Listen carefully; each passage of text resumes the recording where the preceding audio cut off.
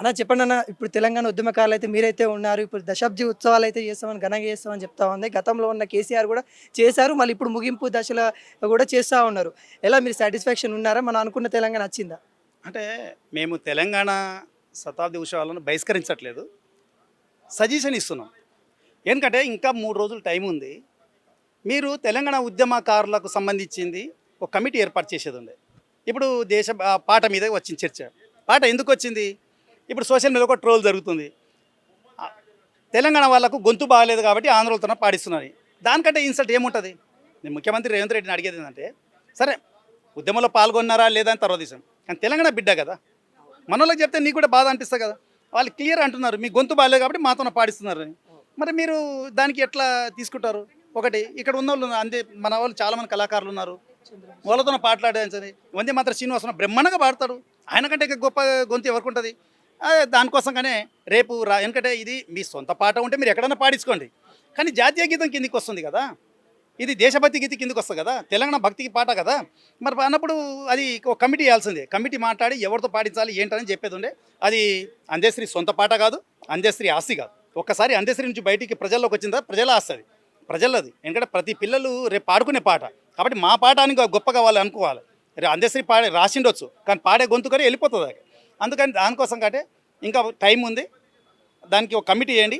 Committee వేసి ఎవరితో పాడిస్తారా ఏంటనేది అది వేసుకుంటే బాగుంటుంది అనేది ఒకటి చర్చ. రెండవది, ఉద్యమకారులకు 69 నుంచి పనిచేస్తున్న ఉద్యమకారులు ఇప్పటి వరకు ఆరోగ్యం బాగలేక దెబ్బలు తిని కాళ్ళు ఇరగొట్టుకొని రబ్బర్ బుల్లెట్ తరిగి వాళ్ళకి ఇప్పటికీ హాస్పిటల్ ట్రీట్మెంట్ లేదు. వాళ్ళకు మీరు ఇప్పటి వరకు కనీసం హెల్త్ కార్డు ఇస్తామని అనలేదు. మీరు వచ్చిన 100 రోజుల్లో కంప్లీట్ చేస్తాం. 100 రోజుల్లో ఉద్యమకారులకు సంబంధించి ఒక్కటి కూడా మీరు తీసుకోలేదు, ఒక్కటి కూడా కంప్లీట్ చేయాలి. ఎందుకు చేయలేదు? మళ్ళీ దాని కమిటీ వేయాలి కదా, దాని ఒక కమిటీ ఏర్పాటు చేయాలి కదా. కమిటీ ఏర్పాటు చేయాలి. మీరేమంటారు? కోదండరామ్ అంటారు. కోదండరామ్ ఉద్యమకారులు ఎప్పటి నుంచి ఉద్యమంలో ఉందని మీరు గుర్తు పెట్టుకోండి. ఎప్పటి నుంచి ఉన్నారు? మేము 2001లో వాసవి కోఆపరేటివ్ బ్యాంకులో ఉద్యోగం చేస్తున్నప్పుడు ఉద్యమంలో 2001లోనే మేము మా జీతాలు కట్ చేసుకొని డబ్బులు ఇచ్చినాం కేసీఆర్కి. మాత్రం చెక్కులు ఉన్నాయి, ఆ రోజే డబ్బులు ఇచ్చినాం. మరి మేము 2001లో ఇస్తే 2004 నుంచి మా ఉద్యోగాలు తొలగించారు, డబ్బులు ఇచ్చారని ఉద్యోగాలు తొలగిస్తే ఇప్పటివరకు రోడ్ల మీద ఉద్యమంలో పనిచేస్తున్నాం. మరి ఉద్యమకారులు అంటే ఎవరు? ఉద్యమకారులని మీరు పెట్టుకోండి, మేము కాదంటలేదు.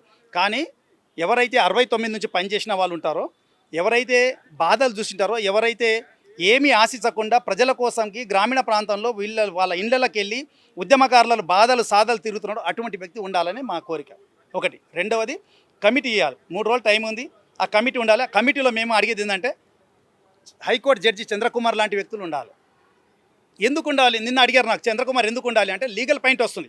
ఉద్యమకారుల మీద కేసు ఎత్తేయాలంటే అది కొన్ని లిటికేషన్ వస్తుంది. జడ్జి లాంటివి ఉండాలి, సలహాలు సూచనలు అనేది చంద్రకుమార్ లాంటి వాళ్ళు, హైకోర్టు జడ్జి లాంటి వాళ్ళు అది పెట్టుకోవాలి. ఉద్యమకారులకు సంబంధించిన ఆరోగ్యం కానీ ఇల్లు కానీ ఉండడం గూడో లేదో కనీసం బస్సులో తిరగని ఇవ్వాలనుకుంటే ఉద్యమంలో పనిచేసిన వాళ్ళకే అర్థం అవుతుంది. ఆయన ఎంబడి పనిచేసిన వాళ్ళు గుర్తిస్తాడు. నా ఎంబడి తిరిగేటువంటి ఇల్లు ఉందా లేదా, నా ఎంబడి తిరిగేటువంటి బస్సు కనీసం బస్ ఛార్జ్ 10 రూపాయలు వేసుకొని పోతాడా లేదా, ఇవి ఉంటుంది. నువ్వేం తెలుసు? ఆయన లక్షల జీతం తీసుకొని పెన్షన్ తిరిగేటువంటి కార్ల మీద ఇవానికి ఏం అర్థం అవుతుంది? నా బాధ ఏమర్థం అవుతుంది? అందుకని వాళ్ళందరూ ఏమంటున్నారంటే మా నిజమైన కష్టాలు బాధలు అనిపించే వ్యక్తిని మాత్రం పెట్టాలి. అటువంటి కమిటీలో ఈ పాషం యాదగిరి లాంటిని వ్యక్తిని మీరు ఇన్సల్ట్ చేయకండి. ఆయన చాలా అనుభక్తుడు, చాలా పోరాటం చూశాడు, ఎంతోమంది బిడ్డలను ఆయన చేతిలో పోగొట్టుకున్న వ్యక్తి. ఆయన చాలా బాధ ఉంటుంది, చాలా బాధ ఉంటుంది. ఎందుకు బాధ ఉండదు? మంచి పోరాట యోధులు ఆయన చేతిలో ఒరిగిపోయారు. మరి ఎంత బాధ ఉంటుంది? ఆయనకు మీరు ఇన్సల్ట్ చేయడం ఏంటిది? ఏజ్ అయిపోయింది, ఏజ్ అయిపోతే ఆయన ఏజ్ అయిపోయింది, కానీ ఆయన అనుభవంలో ఉన్నట్టు మనకు అనుభవం లేదు కదా. ఆయన చాలా పని చేశాడు కదా, ఆయనకు మనం గౌరవించుకోవాలి కదా. పాషం యాదగిరిని చాలా గౌరవించుకోవాలి. గౌరవించకపోతే మేమెందుకు గౌరవించుకోవాలి? మీకు అటువంటి వ్యక్తి మీరు గౌరవించినప్పుడు మీకెందుకు మేము గౌరవించాలి? తప్పకుండా తిడతాం. అటువంటి వ్యక్తిని రెస్పెక్ట్ ఇవ్వకపోతే తప్పకుండా నిలదీస్తాం. మేము అసలు క్షమించేదే లేదు. కాబట్టి మీరు రేపు కమిటీ వేయాలి. 3 రోజులు టైం ఉంది, ఆ 3 రోజుల టైం వేయాలి. ఆ 3 రోజుల కమిటీ వేసి ఈ ఉద్యమకారులకు సంబంధించి కేసులకు సంబంధించింది అన్నిటికి సంబంధించింది మీరు కమిటీ వేస్తే మాత్రమే మీరు శతాబ్ది ఉత్సవాలను జరుపుకోండి. మాకే అబ్జెక్షన్ లేదు కొంటే మాత్రం దాన్ని వ్యతిరేకిస్తామని చెప్పేసి మేము చెప్తా ఉన్నాం. ఇక్కడ అందశ్రీకే మొత్తం పాట మొత్తం ఆయనే చేస్తూ ఉన్నాడని రేవంత్ రెడ్డి చెప్తా ఉన్నాడు. అదేం లేదు, ఇప్పుడు ఉన్న సీఎం రేవంత్ రెడ్డి కాబట్టి ఆయన ఆధ్వర్యంలో మీద చేస్తానని ఈ అందశ్రీ చెప్తా ఉన్నాడు. ఎవరి మాట నమ్ముతారు? అందశ్రీని నమ్మం. అందశ్రీ పాట కాదు అది, అది భక్తి పాట అన్నప్పుడు ప్రజల పాట ముఖ్యమంత్రి డిసైడ్ చేయాలి. అందశ్రీ ఎవరు? అందశ్రీని ఒకసారి పాట రాసినావు పంపించేసినావు, నీ కాదు కదా. ఇప్పుడు అది ప్రజల పాట కదా, ప్రజలకు వచ్చిన తర్వాత అది దేశభక్తి పాట, గవర్నమెంట్ డిక్లేర్ చేస్తుంది. అందశ్రీ ఎవరు చేయడానికి? అందశ్రీకి హక్కే లేదు. ఎట్లా చేస్తావు నువ్వు? నీ పాట అయితే నువ్వు చేస్తావు, వద్దు నీ పాట ఇంకోటి రాస్తాడు, ఆ పాఠం పెట్టుకుంటారు. కాబట్టి అట్లా కాదు. ఒక్కసారి పాట నీ చేతిలోకి వెళ్ళిపోయి ప్రభుత్వం చేతిలో వెళ్ళిపోతే అది ప్రభుత్వం పాట, అది ప్రజల పాట, ప్రజల అందరిది అది ఆస్తి. కాబట్టి వాళ్ళు డిసైడ్ చేయాలి, గవర్నమెంట్ డిసైడ్ చేయాలి. అంతేసరి ఎట్లా చేస్తావు?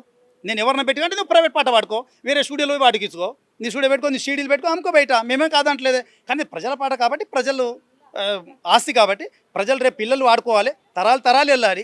రాబోయే తరానికి మనం ఇచ్చేటప్పుడు ఇక ద్రోహి కాకుండా, లేకుంటే రేపు వచ్చే రాబోయే రోజుల్లో పిల్లలకి ఎవరైనా ఆంధ్రోళ్ళు అన్నారనుకో, మీ గొంతు బాగాలేదు కాబట్టి మా వాళ్ళు పాడినంటే ఆ పిల్లోడు ఇన్సల్ట్ అయినట్టే కదా.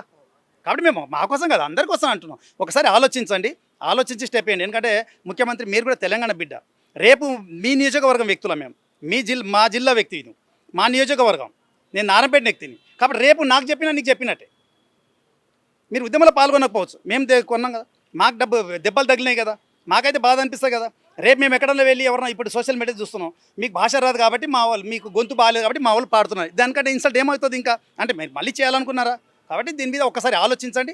ఇంకా టైం ఉంది, 2 తారీఖుకి 3-4 రోజులు టైం ఉంది. దాంట్లో ఏమన్నా మంచి నిర్ణయాలు తీసుకుంటే అందరికీ సంతోషపెడితే ఇంకా మీరు కూడా సంతోషంగా జరుపుకోవచ్చు అని చెప్పేసి మేము విజ్ఞప్తి చేస్తున్నాం. ఇది అవమానాలతోనే ఏర్పడిన తెలంగాణ. నిజంగా గతంలో అవమానాలు జరుగుతూ ఉన్నాయి కాబట్టి మన తెలంగాణ ఏర్పరచుకున్నాం.